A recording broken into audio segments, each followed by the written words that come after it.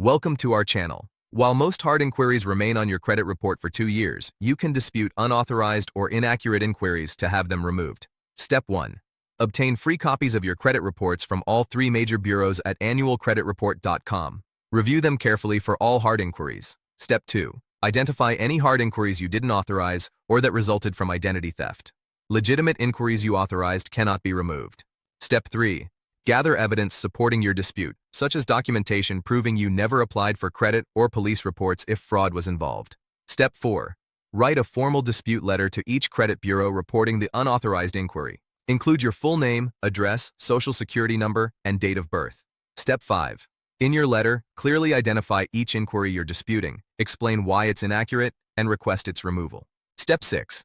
Send your dispute letter via certified mail with return receipt requested to prove the bureau received it. Step 7. Credit bureaus have 30 days to investigate your dispute and respond. They'll contact the creditor who made the inquiry to verify its legitimacy.